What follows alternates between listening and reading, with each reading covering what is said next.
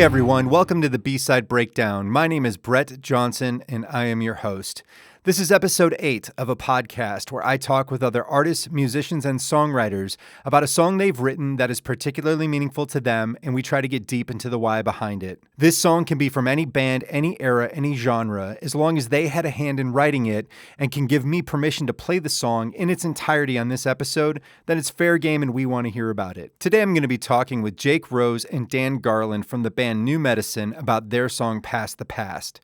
So let's get right into it. Here is Past the Past by New Medicine. Here's the thing about me, I trust too much, then I get screwed, now I'm all screwed up. So now I got baggage, and don't I know, I bear that cross everywhere I go. Like, ooh, my brain's on a feedback loop. Like, ooh, I try to move on, but every time I do, I can't get past the past. My therapist thinks I'm a wreck. Why do I spiral and obsess over heartbreak and regret? Things I said I can't take back. I can't get past the past. All I've learned growing up is everyone lies and people suck. I try to see the good, but I can't find it. Must be something broken in my mind. I can't get past the past. My therapist thinks I'm a wreck. Why do I spiral and obsess over heartbreak and regret? Things I said I can't take back. I can't get past the past. I can't get past the past.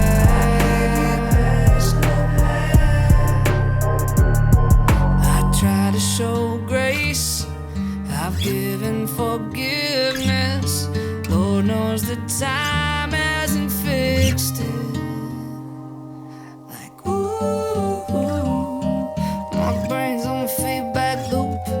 Like, ooh, I try to move on, but every time I do, I can't get past the past. My therapist thinks I'm a mess. Why do I spiral and obsess over heartbreak and regret? Things I said I can't take back. I can't get past the past. I can't get past the past. I can't get past the past. All right, and that was Past the Past by New Medicine. We're going to take a quick break and we'll be right back with Jake Rose and Dan Garland. Stay with us. All right, and we're back. And here we are with New Medicine's Jake Rose and Dan Garland. Hey guys, how are you doing? What's up? Good. Doing What great. up? So good to have you guys here. Thank you so much for taking the time to stop by the B-Side Breakdown and do this episode with me. I just Thank really you for appreciate. inviting us. Yeah, absolutely. I know it's taken, we've had our challenges trying to get it together, but I'm just know you guys are busy and I'm really glad that we got to make this time happen. Absolutely. The song Past the Past. I know that's one of 2 singles that you just released on April 28th, 2023. And frankly for me, the thing I really love about Past the Past is that there's some sonic elements that are similar, but it feels like quite a departure from Dangerous, the previous single that you put out this year. And I really like the difference of it, just showing sort of that dynamic versatility that you guys have. But I really want to kind of find out more about it because, I mean, the lyrics really resonated with me. I love the vocal. I love the music. It's touching on so many different genres.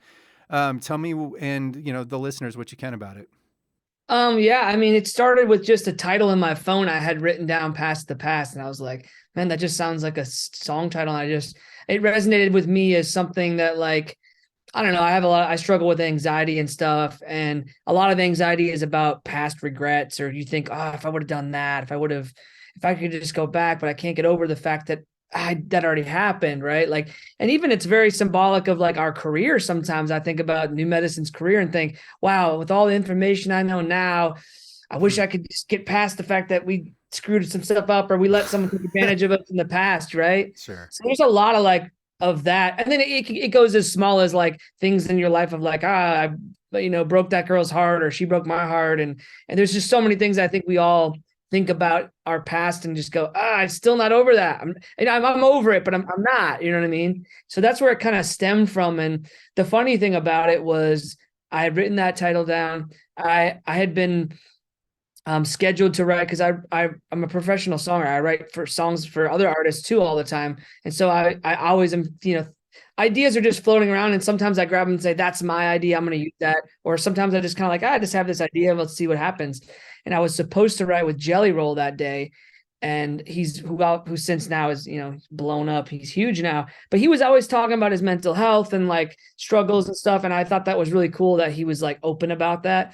Mm-hmm. And it just so happens, woke up, got to the studio with my friend Kevin, and Jelly Roll was sick. He got COVID. And so I was like, well, man, I have this title. And we just all of a sudden, like, Kevin, my co-writer on it, was just like, well, dude, let's just write about you. I love this title. And I had the chorus melody, but then the verse just kind of like magically happened on an acoustic guitar. Sure. And it really happened really fast. And then the process of recording it was like, I went home and I kind of thought I had an idea for the track. So I like recorded my vocals. I like to like record vocals by myself at my house. I just sometimes get in a mood and get my, I can punch myself in on any spot I want. So I did the vocals and I kind of did this guitar thing that I had, and I thought what it was. And I sent it back to Kevin, and he's like, dude, I love the vocals. He's like, I don't know if the guitar is like right. Like, I don't know if it's like fresh enough.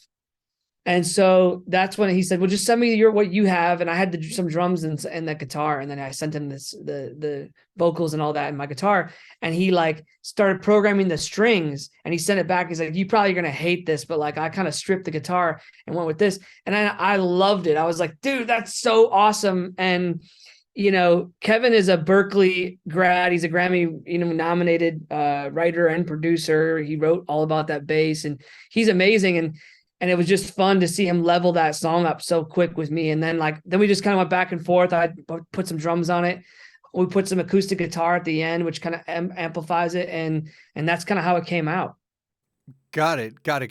So, I'm going to jump in for 1 second. Yeah. Because, I didn't write on this particular song. Okay. But, I love this song, and how it hit me, how I sort of contributed was came up with like a music video idea, and Jake had sent me the song, and I loved this concept, and it really hit home for me. I for sure have a hard time moving past the past sometimes. Sure. And so I was driving through Hollywood, and I'm listening to the song, and I'm trying to think of a video, and I pass Hollywood Forever Cemetery, and it just kind of played in my head like, past the past, like people who've passed away. Mm-hmm. Because I've had my father passed away when I was young, a lot of friends, and so it kind of hits me like that, like you never get past, when you lose a loved one.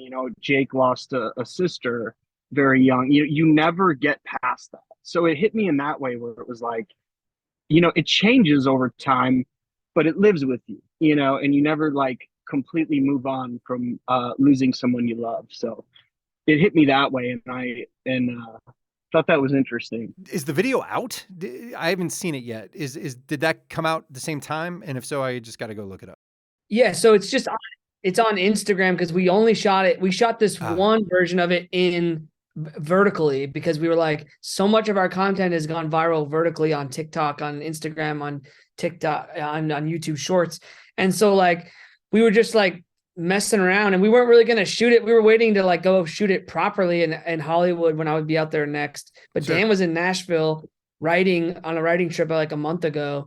And I was like, dude, let's just shoot it on my iPhone in the cemetery over here. And so we shot a vertical one, we thinking like, and then it turned out so good. We were like, shit, we wish we would have shot this in like cinematic or whatever. But to be honest, like in this modern age, right, you get so many more platforms with vertical, right? Like I can hit Facebook Reels, YouTube Shorts, TikTok, and Instagram Reels, which are all great for, sharing music and going, just, I don't know, spreading real quick. So that's why we shot one that we are going to shoot a full video for it as well. It's just, but you can see that whole video. It's on our Instagram. It's probably pinned to our page somewhere.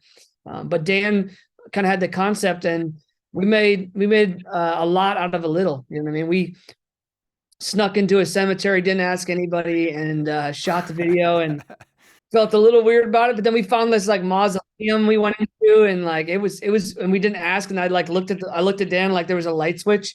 I just turned the light switch on, and these epic lights turned on, and we were like, oh boy, I don't know if we're supposed to be here, but here we go. So, yeah, you have to check the video. Yeah, like as a filmmaker too, it was kind of a nightmare and a new experience, because it was like, I'm so used to doing things a certain way. You do all this prep, you have a crew, you have all this crap. And I'm staying at Jake's house and we're writing, and he wakes me up in the morning and he goes, dude, let's just go shoot a video. Let's just go. So I think we spent more time trying to find a pea coat in Nashville than we actually did filming. We just drove out there and we just kind of run and gun, no lights, nothing. And like Jake said, we're leaving because I'm like, it's supposed to be a gloomy day. Of course, we get out there, it's sunny. Like, it just, nothing was working. And then we're shooting it vertical, which I've never done. And I'm like, kind of old school. I'm a film buff. So I'm like, sure. No, we can't do vertical. And anyway, so we're like leaving. I'm kind of feeling defeated, and we're driving, and I see off in the distance underneath like the funeral home, these two big gates. And I'm like, dude, that looks awesome. Let's go shoot in front of that. So we walk up, and Jake opens the gate, and we walk in, and it's like underneath the funeral home. It's this crazy looking room with these pillars. And we're just like, I mean, it was scary. I was like, I don't even want to be in this room. This is creepy. Sure. But we closed the gate, and I look over to Jake, and he's like pointing at this little thing on the wall, like a little dial. And I'm like, turn it on. And he turns it on, and all these cool old lights come on in this like underground thing. So we filmed down there, and it definitely turned out really cool. And it was really fun to change the process up, not to have, a 10-person crew and all this stuff, to just kind of go out and create with what you have and see what you can make of it. Like, there's something really fun about that as an artist, to just be like, I'm going to challenge myself and, see what happens. Absolutely. No, that's awesome. I can't wait to see it. And then after that, there is still I just think it's cool that you did like this sort of DIY kind of punk rock style video. Like, here it just is. This is what we're doing. We just kind of did it as we did it. But then you have this other sort of project in the works. It's going to be more of an official quote unquote video release. Do I got that right? Yeah, absolutely. So we have a ton of ton more songs coming out, and we're all going to get together because we do have some shows in July together out, and we're going to kind of have home base be Los Angeles, because that just kind of works out good for us. We're doing some West Coast stuff. Dan lives there. Ryan, our drummer, lives there. So we're all kind of going to convene in Los Angeles this summer. And like a week before the shows, we're kind of all staying in a house together with the pool, and we're going to shoot multiple music videos, some performance videos, tons of content. And so we kind of feel like we almost like did a practice run of that video, because I do love the concept and everything. And but we'll just kind of add to that concept and maybe have a little more, there'll be a little more story to it, but like definitely some of the same inspiration or whatever. But yeah, we're definitely going to do that as well. So there'll be more content coming for the song. So yeah, it's just a work in progress. Yeah. It was kind of like a failed practice run, because it turned out too good, so we ended up putting it out. It was like that sort of a thing. We're like, well, let's just shoot, and it'll be like pre-production. We'll get inspired. And then it was like, dude, this is really good. Yeah, it turned out really good. So yeah, there'll be more stuff on the song. And yeah, and I'm excited. I think there's going to be an acoustic version of the song as well, because the other night I was like I played it at the Bluebird the other night here in Nashville. And like, I played it just acoustic, like kind of how I wrote it. And it just felt people really responded to it acoustic too. So there'll probably be an acoustic version. Like, look, we kind of make up our own rules because we're independent now. So it's just like, we're going to do anything we want, and I can already see right now that people are really resonating with this song, because, these days you have so much information, you know, of streaming, of where and when and how many streams, and it's doing really, really well. So that's a great sign. That absolutely is. And so speaking of that, you're saying that you're more, or that you guys are independent now. Can you tell us more about kind of where you guys been, where you started, and what's been happening? Yeah, we started, Dan and I started playing music together in high school. We started with just a band, and we just kind of were both really into the same music at the time, like Thrice, Seosin, like Under Oath, just kind of like a little post-hardcore vibes, but also we both grew up listening to rap. Like Eminem's one of my favorite artists, same with Dan. And but anyway, started the band, kind of started making music, and just kind of in Minneapolis, outside of Minneapolis, in the western suburbs. And then yeah, just started instantly. We were kind of like took it really seriously. You know, I mean, we were like, we wanted to write our own songs and kind of do what all these heroes of ours were doing.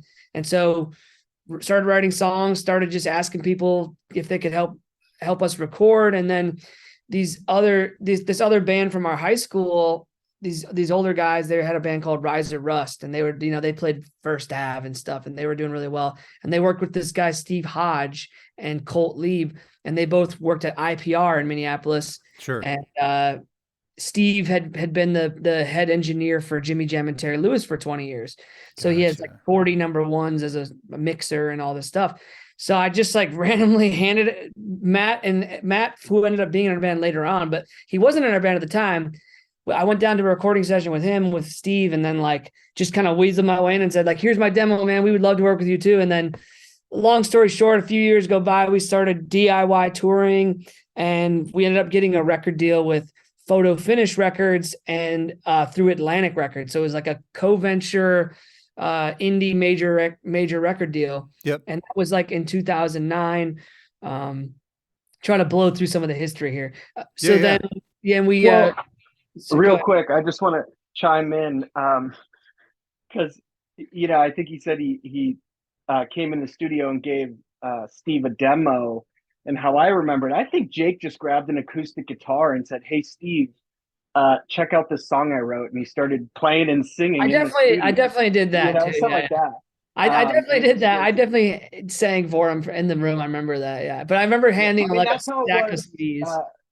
Like when we met in school, and I think it was like first or second period that we had together, and that was my sleep time. And Jake kept being like, "Hey, dude, let's start a band." And I was like, "Dude, I'm trying to sleep. Stop," you know. And finally, he came over one day. I was like having a party at my mom's house, and he came over and he brought his acoustic, and he started playing and singing. And I was like, I need to wake my ass up and get focused, and we got to do this thing, you know. Jake had this level of focus and this drive and this sort of ability to just be like, "Hey, check out this thing that I do," to anyone, just like, check it out. You know, it's like, I always admired that, you know, to walk in a room and just grab a guitar and be like, "Hey guys, check out this thing that I wrote," or whatever. And immediately when I heard him playing that night, it was like, yeah, we got to start a band. So that's awesome. He's always had that drive. Yeah, sometimes I think about it and think, "Oh, I'm so cringe." Sometimes I think some cringy moments, but hey, I've always believed in myself and just put myself out there, and never kind of afraid to do it.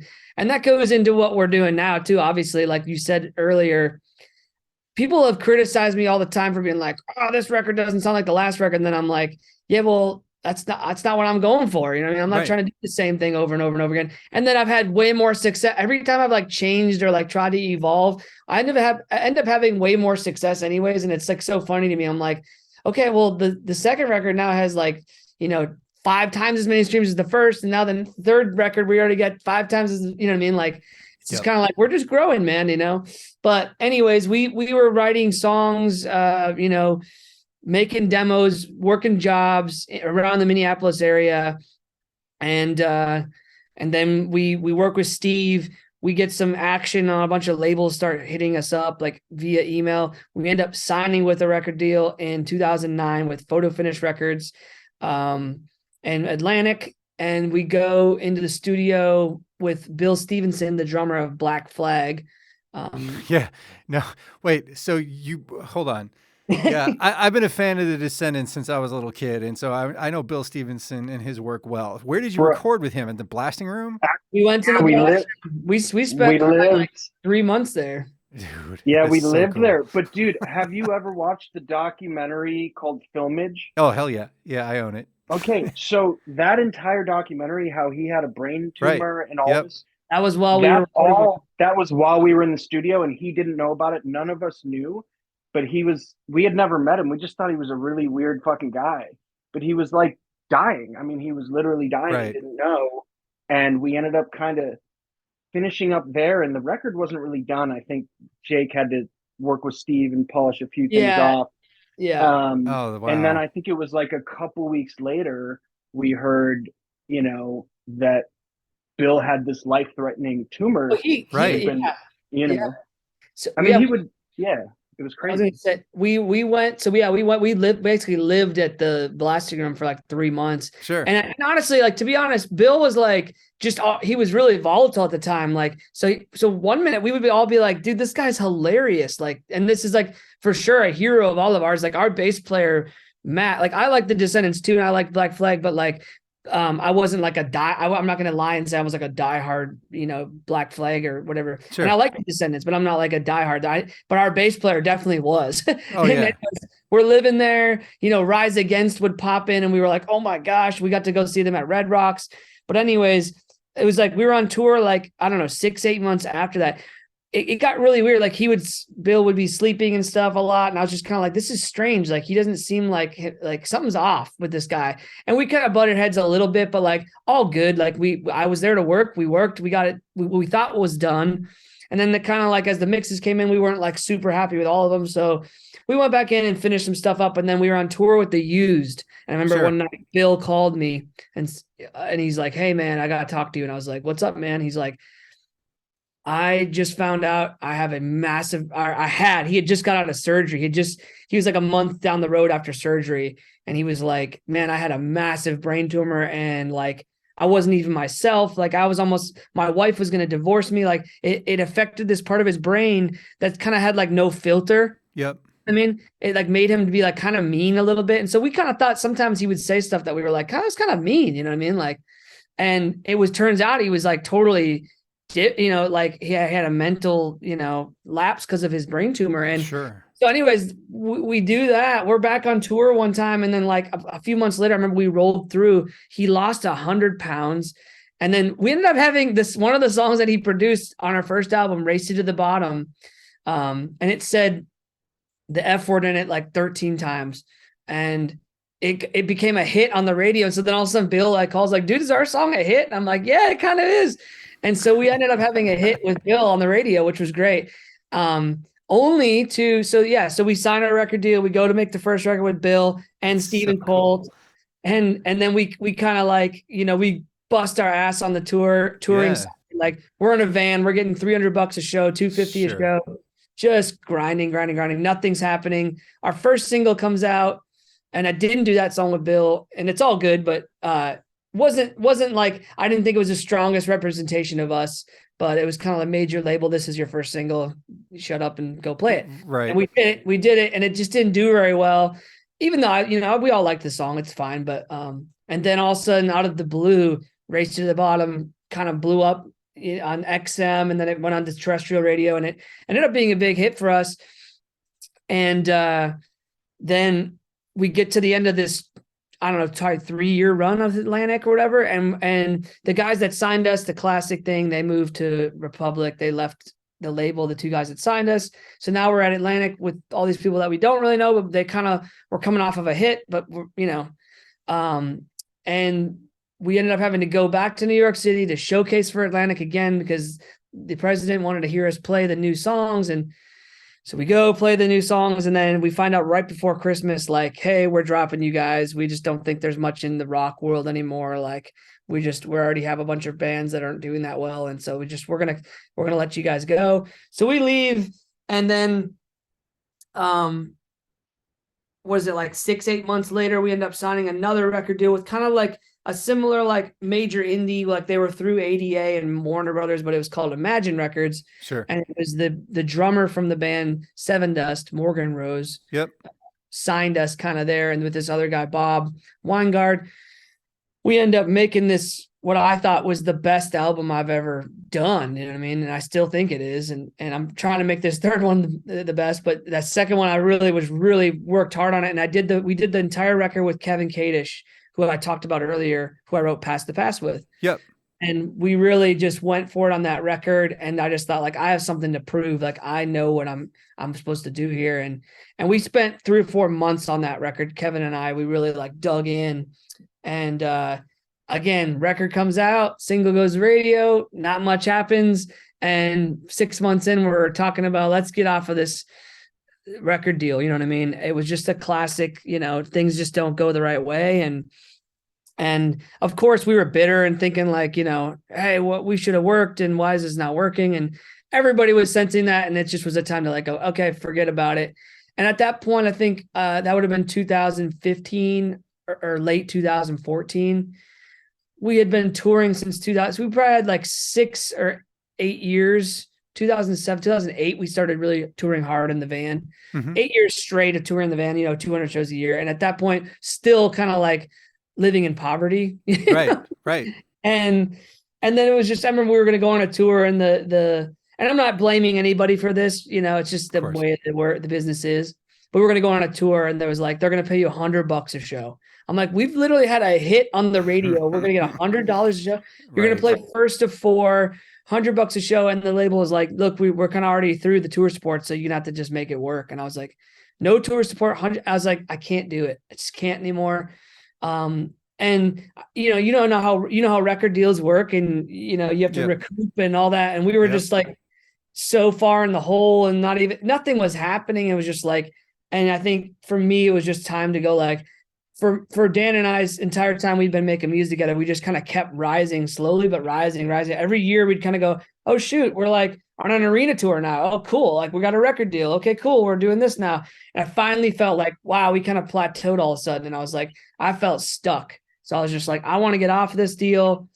Please get me out. I want to be done with all of this because it was so frustrating, Sounds like I think like we started this band and, Jake and I started playing together in high school. So it was basically, that was 2005. So it was like 10 years of this journey of playing and getting signed and touring and radio hits. And, we started the band. Jake was 17 and I was 18. And now we're 26, 27 or 27, 28 years old. And I think there was also a little part of me, I know, and I think for Jake too, that was like, I mean, you have a bunch of success and you do something for a decade, you get interested, like you grow up, you change, you're interested in other things. Like, there were other things I wanted to try out and do, for me, it was acting and filmmaking. Sure. And Jake, into the songwriting, right? Like just 100%. He's got his solo stuff. He's writes and produces for all these artists. It's funny, like, couple years after we went on hiatus, I start hearing all these bands that we came up with. I'm hearing all their new songs and I'm like, this sounds like these are my favorite songs from these bands. And then I realized Jake's writing songs for all these other bands. And I'm like, oh. So it's a cool thing to be in a band with a guy and be on this journey and also just be a huge fan because he does so much stuff outside of it that I love. Yep. So it's a cool thing, but I think it was hard at the time because you're like, okay, we've had all this success and we've worked so hard at this. But then there was this, now looking back, it's like everything happens the way it was supposed to. I think we needed to go explore some other things and get creative in other ways because as we are coming back to this thing, it's benefited it, creatively in so many ways. The songwriting is so amazing. The images and the music videos are really cool and vibey, and we have a lot more say in all that, which is really cool. And we have, like, I have the confidence to come in and direct a video or to hire, director and write the script, for the video, whatever. And I probably wouldn't have had that kind of confidence back then, Well, yeah. So I totally agree with everything Dan's saying. And yeah, we basically, it felt like everyone was saying, like we would go home and think, go back to Minnesota and think everyone go, man, you guys are just killing it, right? Like you guys were just on tour with Avenged Sevenfold playing arenas. And I'm like, yeah, but you don't understand. Like we got back from that. We paid our label. We paid our business manager. We paid our manager. We paid for taxes. We paid for the van's transmission that broke. We paid for merch up front that we still have a ton sitting there over.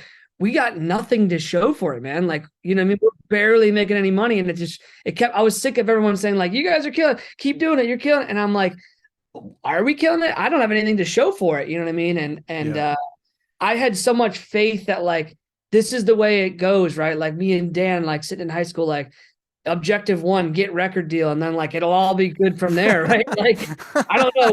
Once that happens, we did everything ourselves, right? The way up, like we made our own CDs. We're adding friends on MySpace. We're we're DIY to the core. And then we get the record deal and thinking like, okay, now this is when it's all going to start rocking. And it was like, I think we maybe put a little too much faith in that system and that they had our best interests. And it's not even that they don't have your best interests. They just have a lot of people's best interests. They have a lot of interests in a lot of people. And they just go, that one's kind of winning. So sorry about their band. You know what I mean? Like, it's not that they're like intentionally trying to screw us. It's more like, hey, not all these hands are winning hands right now. We're going to play the winning hands, And so, it's fine now thinking back on it. But yeah, that's kind of what stopped and made us go on hiatus. Cause I just felt like, I got to work smarter, not harder. Like I'd already worked so hard. I was like, this is not the path. This is not working. Also, like looking back, what an interesting and strange time that we came into the music business. Like we grew up watching MTV, watching music videos. Rock stars had these mansions on the hill, all of this kind of stuff. And by the time, we actually signed, you'd go to Best Buy and there'd be like 3 racks of CDs, right? So CDs were kind of going away. And the next thing was, it was like iTunes downloads. And we kind of got the tail end of that, honestly. Yeah. And it was really like a transitional period. And I think, obviously the industry had kind of tanked around that time. And, it was, and then streaming came in, right? And so, and then that's been, I think, a journey and a process of figuring out, okay, how do we, take away CDs and all this stuff and have streaming and still, have that be lucrative. And so it's like a whole new world because I see bands come out now. Like you got to remember, we didn't have iPhones when we started touring. We had an Atlas, and I think I paid $500 for a GPS in the first van. It was like the size of a MacBook. It was like old school. And then 2-3 years into touring, we start getting the first iPhones, whatever.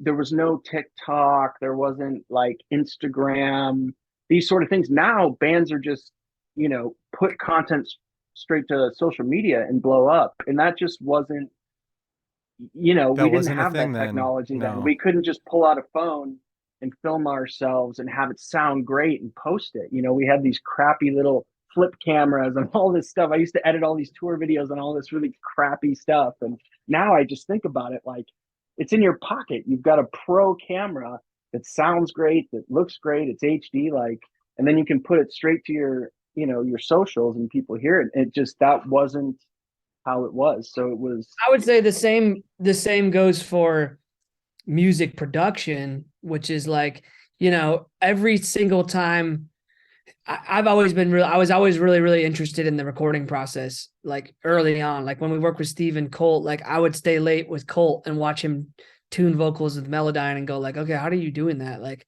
or like chopping up the drums, put them in time a little bit more, timing stuff, or like just anything, just fading stuff, mixing, adding, whatever. I loved it. And we were really blessed. Like, I feel like we watched some of the moves that a major label would make. And we got to work on, we actually worked with a great director from Minneapolis named Justin Staggs on a couple of our videos, our first ever video. And then one of our biggest, Race to the Bottom and The Takeover, but, and another song, Baby's Gone. But music production wise as well changed in these last, 10 to 15 years since we started. I remember thinking like, oh my gosh, like David Bendeth when he made the Paramore record and like that snare drum sound. Oh my God, it's so amazing. Or Chris Lord-Alge. And like, we literally like got to work with all those people during that process. Mhm. And I took so much from them. And then all the different times I would be in the studio with the other producers, right? Just kind of going, oh, I'm learning. This is how you do it. Bill Stevenson had a process. Steve Hodge had a process.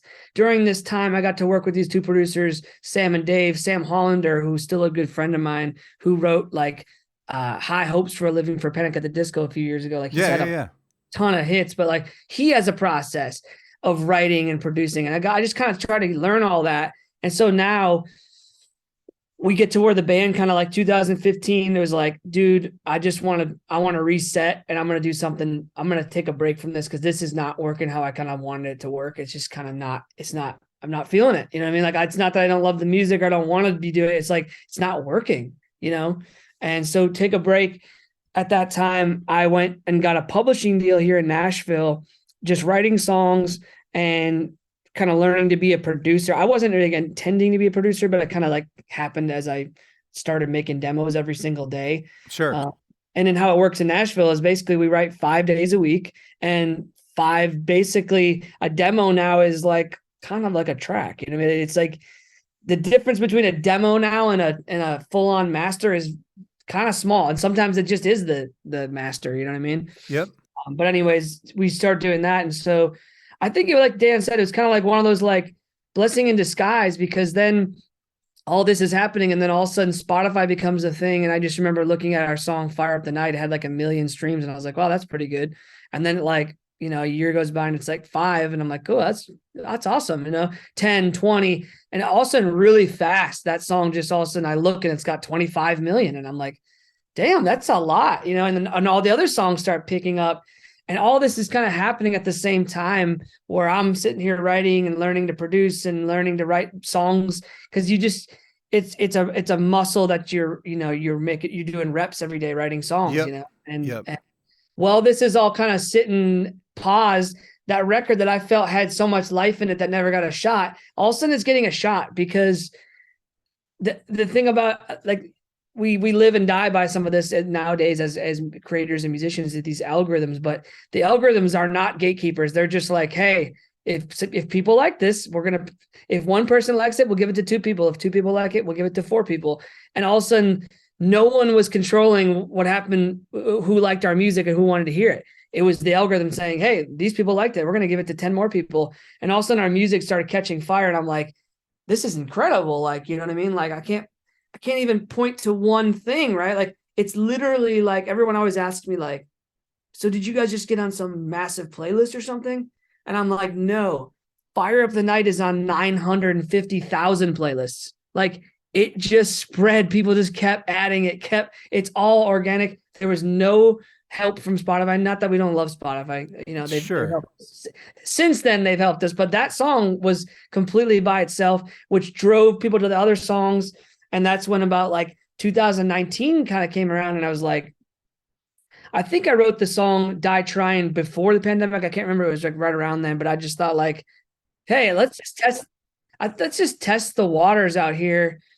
And let's just see if people still care about this band and this. And I really love that song. I wrote Die Trying because it was like, hey, I'm not going to quit. You know what I mean? Like, I'm back. I'm going to keep trying this. And so we tried again. And like that song just did great and just kind of just went from there. And all of a sudden it was like, let's do another one. And I did the song. I don't know if can we say the F word on here? Yeah, you can say fuck all you want. It's okay. Right. Sweet. We did a song called Fuck It. And I wrote that kind of during the pandemic. And it was like a total, like, you know, hey dude, one day we're going to kick the bucket.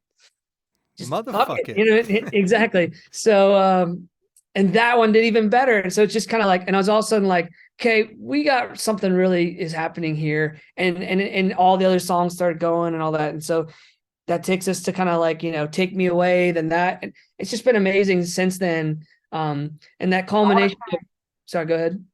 I want to say one thing. I think it's really cool. I haven't really thought of this, but as you're talking, Jake, like, you know, Race You to the Bottom.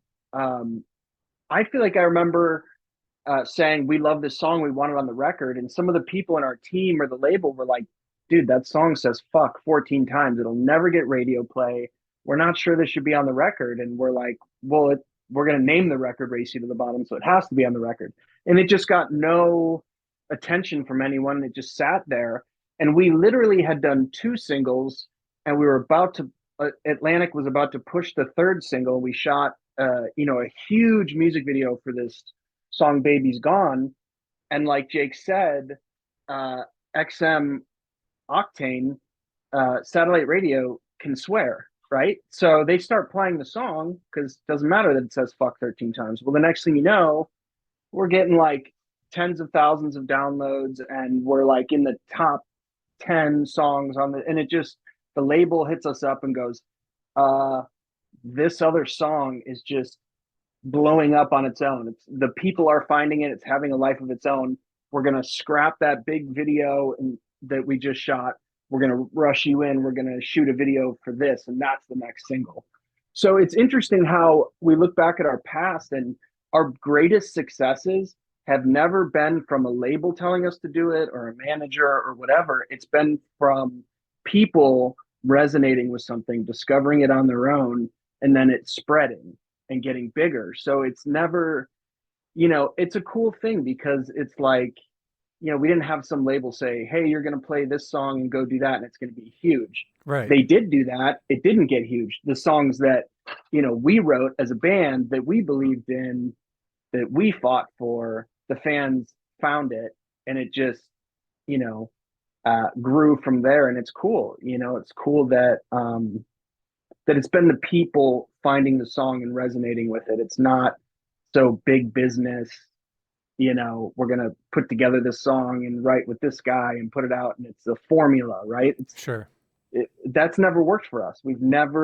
People have tried the formula thing, and we're not really a band that you can just put into a formula, because we have so many different sounds and, so many different things in our music. So I don't know.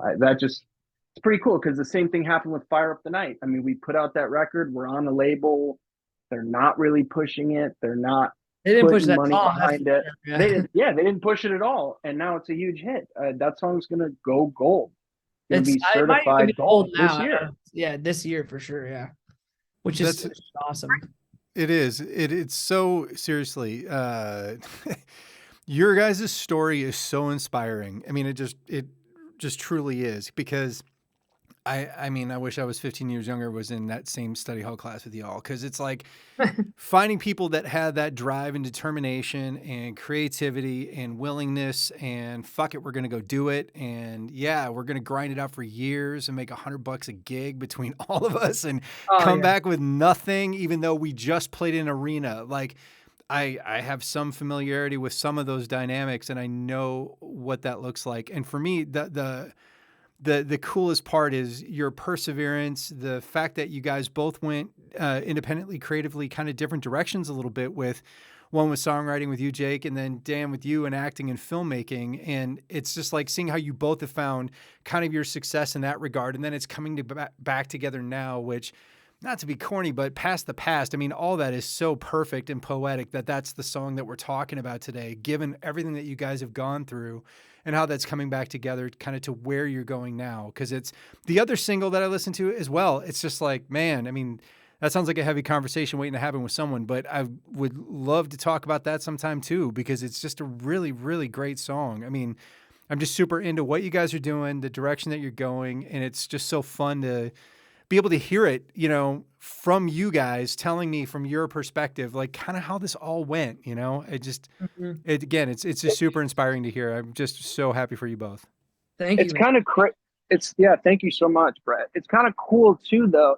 As I look at it, I'm like, the pandemic was a huge gift to New Medicine, because with Jake and I's other creative things going on, and the other guys in the band, the busyness of life, I don't know that we would have really had the time to sort of reconnect and like really dig into what is this going to be moving forward? Where are we going to go with this? What do we feel?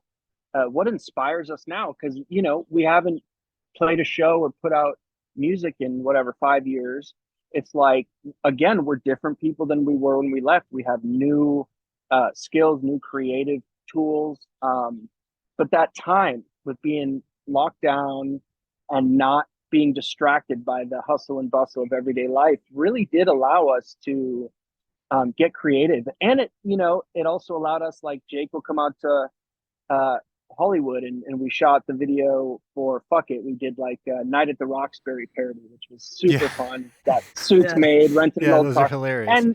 And it was during the pandemic where we could actually kind of pull that shit off, you know, like Sure. you know, we had to do a lot of driving shots and things like that. And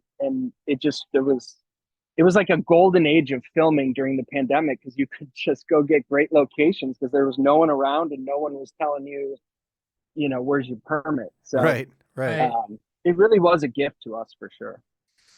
Yeah, I agree. And I think something that I think I try to tell to other artists, one thing I can say is, look, I'm 34 now, which when I was 18 felt like ancient, but I'm like, I think I'm in the prime of my career now because I know my way around a studio now. I know my way. I know how a music video shoot works. I know, you know, just kind of how the nuts and bolts of all the music industry works. I know how to get a mix to where I wanted to get to. I know how to write a song, right?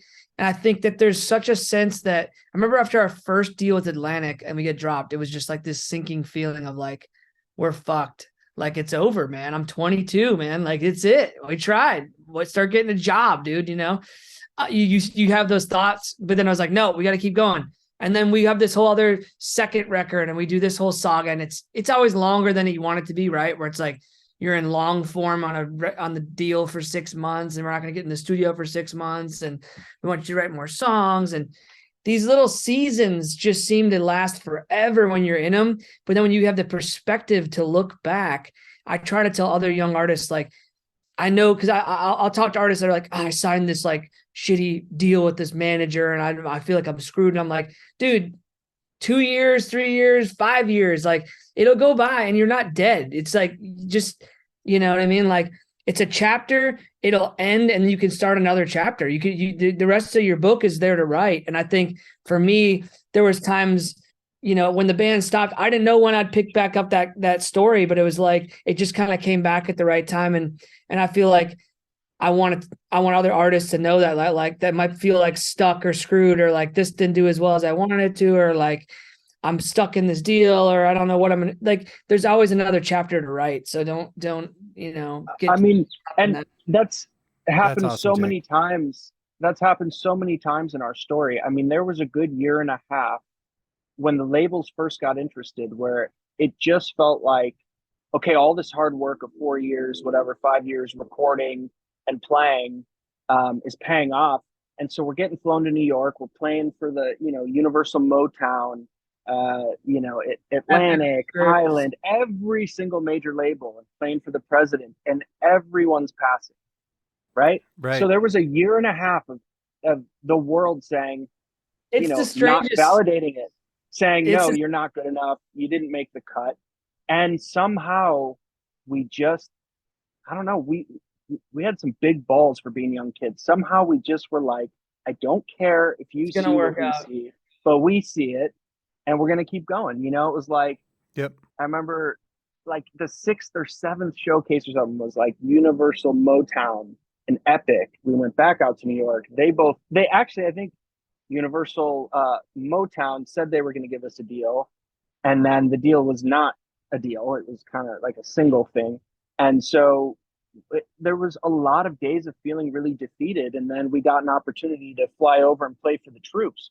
So we're like, okay, the record deals aren't happening. We don't have a big tour right now, a big tour, but we got this opportunity to go play for the troops. And we went, we did that. And that was amazing. And we came back and we got on another tour. And then that's when we played in New York City. Here's the thing is none of those labels ever saw us play a New Medicine show, right? They fly you out, you get a little rehearsal room, and you play 3 songs at like 2 in the afternoon for 4 guys in suits. Like, that's not what we do. So I'm not surprised that they Right. didn't Like, understand that's not what the we're energy doing. at all, The right? first time we played in a club with people in New York City, we got signed. You know, they actually Yeah. came out and saw the show and the vibe that we give. And it's not a 2 in the afternoon in a small room with course guys in not. suits. It's Yeah, sweaty and yeah, and with all that, was Dan is saying, it's like, I just remember these conversations aren't like, you know, they don't just book 5 plane tickets and put you at the Ritz. Like we were at the freaking like in a limo, I'm talking at the airport, and they're just blowing us up before the meeting. Like, oh my God, we love your songs. Oh yeah, we're like, we want to sign you guys, and like we just come out. This is like a formality. Just come out here and play for the rest of the label. And it's these young A&R guys like blowing smoke and like, you know what I mean? Like taking us out to steak dinners and like, but when you go out there, every one of them felt like, dude, we're about to get a record deal, bro. Like this is about to go down. Of course. I remember one of the labels put us up in this sick hotel called the Hotel Empire in New York City.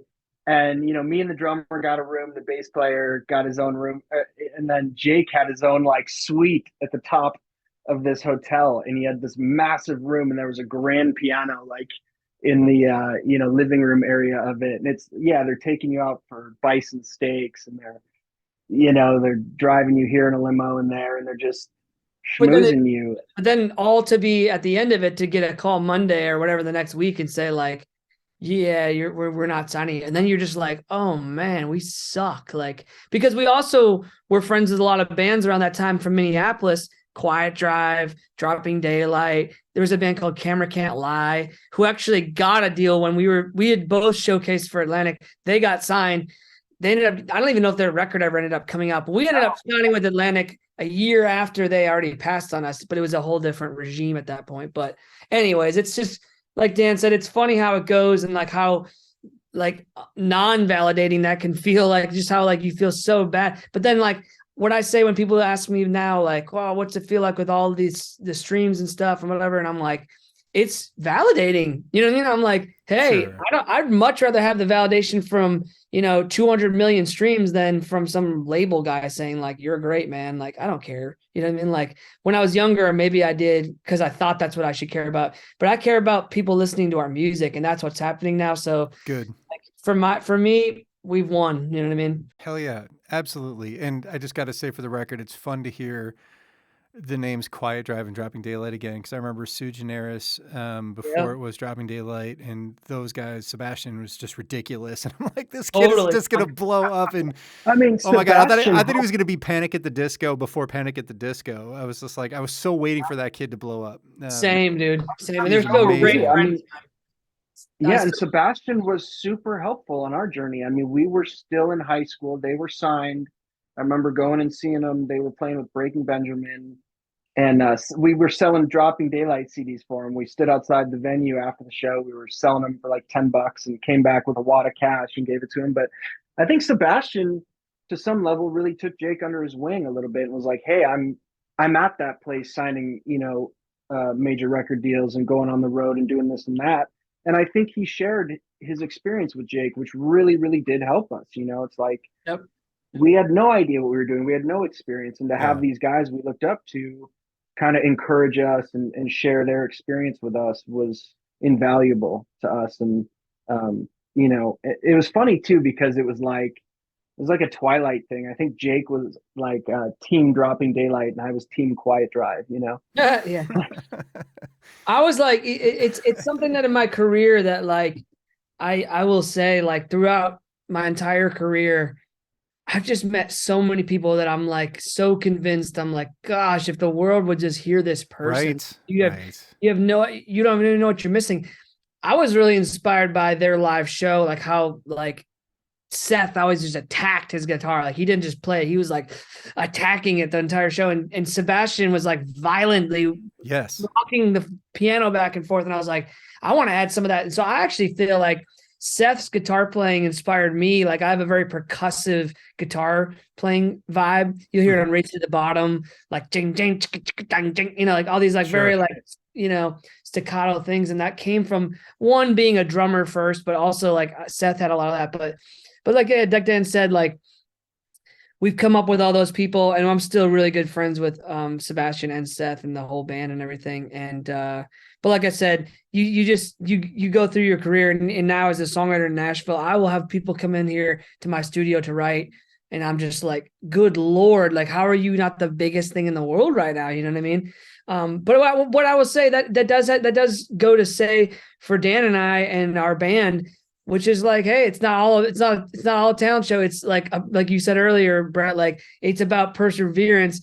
We're just stupid enough to keep going at it. Like, we might not be the most talented, but like, hey, we've never given up. And that says a lot. And I think, that shows you why we're still doing it, is because we're just like, we won't take no for an answer. And that's the thing, No, that's because we love it and it is fun, It is. and I think I think after 10 years of doing it and touring and getting into the business side of it, as a kid, and thinking, oh, you get a deal that means I'm going to buy a house and I'm going to buy a nice car and all this kind of stuff. But then you're 2 years in touring, playing arenas, barely surviving, and you come home from the road and you're living at my mom's house or in your parents' basement, and you're just like, what? Like, this isn't what I thought. I thought that you sign a record deal and all of a sudden, Right. it's all the success in the world, and that's just not how it is. yeah. Um, No, I hear that. I hear that. There was someone told me something, and I'm going to validate my fact, and I'll correct it later. But I don't know if you remember the band TLC. I don't know if I'm just going to be dumb and say, were they around before you guys were born? Probably, but they. I was a kid. I remember. I'm just kidding. Yeah, I remember. I'm just kidding. But I remember Waterfall was such a massive hit for them. And I heard recently that year that each of them individually made $50,000 that year. Yeah, because And filed bankruptcy. I'm just like, what? Like, yeah, man, they'll skim it's it so off awful. Anywhere you can do it. Exactly. Right. It happens all the time. Absolutely. It's so crazy. So my house here in Silver Lake in LA, I used to have a roommate here, and he was the drummer of this band called Sick Puppies. I remember them. Yeah, and kind of a similar experiences there too. It's just this thing where people think, you're living in a mansion and you got millions of dollars, and it's like, we're still working gigs when we're not touring or right, doing whatever. And this is, at that time, they had a platinum record, and they had tons of success. When we started hitting the road and touring, they were huge. Well, here, and, and sorry, I didn't mean to interrupt you, Dan. What I was going to say on that fact was just, when you say that, I remember touring with a band that now I produce them and we're really good friends with, Adelita's Way, who we've had some collabs with. We have some more stuff we're working with them. And I was sitting outside of Clarksville, Tennessee, at a little venue, kind of a not great venue. And we're sitting outside there. Me and Rick would always talk together about the business. Like, what's up with you? Like, we had the same management team. We both had major record deals, and we're sitting out there in the vans, and Rick is like, look, dude, I've had 3 #1 singles, and I'm still, look where I am. And he's sitting in a van. He's not in a tour bus. He's not on a private jet. He's still in the van. We're in lawn chairs waiting to play this little club. And there's 125 people there. You know what I mean? Like, he's like, look where I am, dude. Like, they're doing I've gotten to the peak. I've had #1 songs, and I'm still sitting here. And that's when all that was like 2014, 2015, right? Sure. And so that's the funny thing now, is like, now we own our own records, and now we do make all the money on them, and it's great. And it's able to we're all able to make a good living off of this stuff. It's amazing, but that's because, we're not giving it to managers and labels and everybody else. And then it's a new world out there now. Right. And it's like, so I try to encourage transparency with other artists that I talk to, because they're like, I got to get a record deal. And I'm like, no, you don't. You really don't. You need your phone. You need like a Logic or a Pro Tools, and you can make videos in music at your house, and just trying to show people the other side. I'm not saying that you can't do really well on a label. Obviously, sure, you can. Sure. But there's just such a different. There's so many more ways to economically make it work nowadays. Like I said, we shot a video on an iPhone, you know what I mean? Like, and we're doing pretty damn well, but like, we're DIY or whatever. But like I said, we had this song is about to be a gold single. And I'm like, I was talking to a friend here in Nashville the other day, and I was like, man, I'm about to have a gold single. And like in Nashville, it's very like, they'll like throw parties for a number one song, or like, you know what I mean? And I was like, I don't think they're going to throw me any parties though. He's like, yeah, that's because no one else is making money off of you guys anymore. I'm like, yeah, that's true. And that's kind of what it is, right? Like, it's Sure. like, and so you take a little bit of Dan and I have already been there. Like, we've been on a label and they're all cheering you on when you have a hit single or whatever, but it's like, then you end up at the end of it and you have no money and you're like, well, what the hell is that all about? You know what I mean? Yeah. Like, so anyways, it's a different feeling now, but I prefer this way to just, controlling our own career and how it all works, Yep. So. No, that's awesome. Well, let's do this. We're going to take a quick break and we're going to come back and we're going to find out what the New Medicine guys are doing next. Stay with us. All right, and we're back and here with Jake and Dan from New Medicine. So tell me, guys, what are you guys working on next, or what do you got coming up that you want to let everyone know about? Well, the big thing I would say for us is that we're committed to getting back on the road this year. Last year, like the band, we just kind of, blew up out of not nowhere, obviously, but like we weren't really ready. We were just, our music was out and it just started kind of doing really, really well. And so last year we did a few shows, but we're definitely working on some shows. And we have one booked for sure in July 7th in Elko, Nevada, a festival we're playing, but we're going to announce some more West Coast stuff and then some Midwest stuff. Potentially a tour with another band I've maybe mentioned on here earlier. So we're definitely excited about that, but we're working on this third album that we're kind of like, it's a work in progress. We're putting some songs out. I probably have 5 to 6 songs done that are waiting to come out. And then we want to fill it out with maybe 4 or 5 more. So we're working on that. We're doing this LA trip to all meet up and get rehearsed for this tour we have coming up. And, while we're out there, we're talking about maybe going in the studio together and tracking some stuff while I'm out there. And so we have tons of new music that's going to come out while we're in LA. We're going to shoot some videos. Dan's going to direct and come up with some music video stuff we're going to do. So we really have like the rest of the year is just all releasing music, playing shows, more videos. In this day and age, like we're just kind of feeling so good about how our music is connecting with our fans that we're like, okay, well, you guys are loving that. Well, here's a bunch more. So that's kind of what we're working on right now. That's awesome. Go ahead, Dan.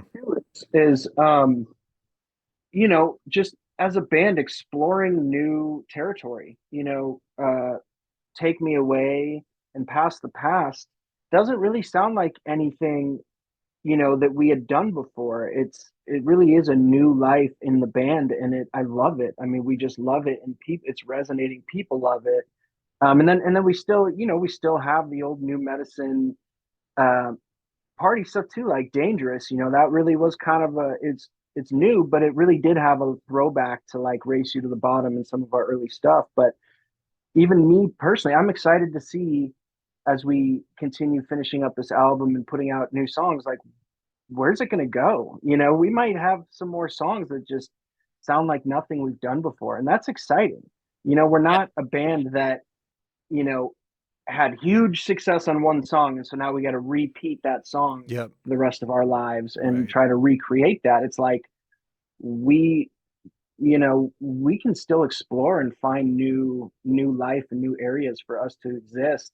And not only musically, but visually and just with all of the imagery and the merch and the videos and all of that. So I'm personally looking forward to all that. And I think the fans, we got some cool stuff coming. So Awesome.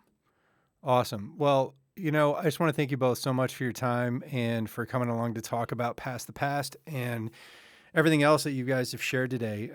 The other thing that I wanted to check in on is, where is the best place for anyone who's listening to go find you? Obviously, they could just Google you and get it, but is there a specific social you prefer? Do you got a LinkedIn, or not a LinkedIn, sorry, a Linktree page or something else? Yeah, it doesn't, like the usual, I would say Instagram, New Medicine Rock, or TikTok, New Medicine Rock. Okay. Facebook, just New Medicine. And then we have a website, newmedicinrocks.com. That's kind of where our merch is. And then you could link out to everything there. So Okay, cool. newmedicinrocks.com. Yeah. Perfect. Perfect. Well, I'll be sure to include that on the post when I send it out to social media for promoting this episode, as well as the website. So it's up there for people to get it. But again, guys, thank you so much for your time. And it was really awesome catching up with you both, and, you know, wish you the best for the rest of this year and look forward to new music coming out. Cheers, man. Thanks for having us. You bet. Thank you so much, Brett. Thank you. Three Crows Club presents B-Side Breakdown.